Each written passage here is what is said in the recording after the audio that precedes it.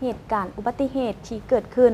ในมื้อวานนี้ซึ่งต้องขอแสดงความเสียใจต่อกับครอบครัวของผู้เสียชีวิตในเหตุการณ์รถจักรต่ำกับรถพ่วงเหตุให้มีผู้เสียชีวิตคาที่1 คนเป็นเพศชายซึ่งเหตุการณ์เกิดขึ้นอยู่ที่ทางโค้งเส้นทางตลาดหัวกัวเมืองไซเสถานครหลวงจันทน์เหตุให้ผู้ขับขี่รถจักรเสียชีวิตคาที่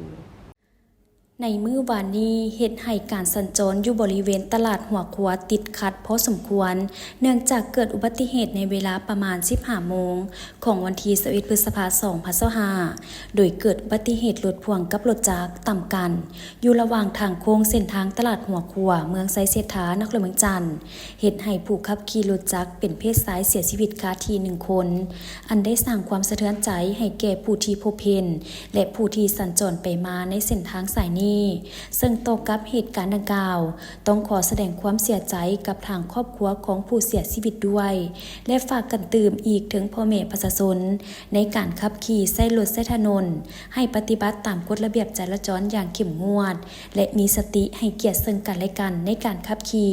เพื่อหลีกเลี่ยงการเกิดอุบัติเหตุนั่นเองนอกนี้อีกเหตุการณ์หนึ่งได้มีรถจักรต่ำกันมีผู้บาดเจ็บ2 คนอยู่เขตบ้านดงโพสีเมืองหาดไซฟงนครหลวงจันทน์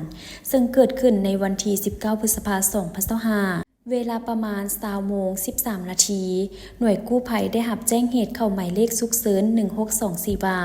มีเหตุรถจักรต่ำกับรถจักรอยู่เขตบ้านดงโพสีเมืองหาดไซฟงนครหลวงจันทน์ดังนั้นจึงได้ออกตรวจสอบเหตุพบผู้บาดเจ็บ2 คนอาการเบื้องต้นแมน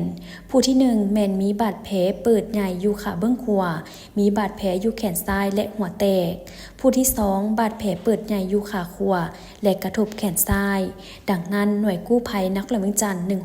1624จึงได้ทำการปฐมพยาบาลเบื้องต้น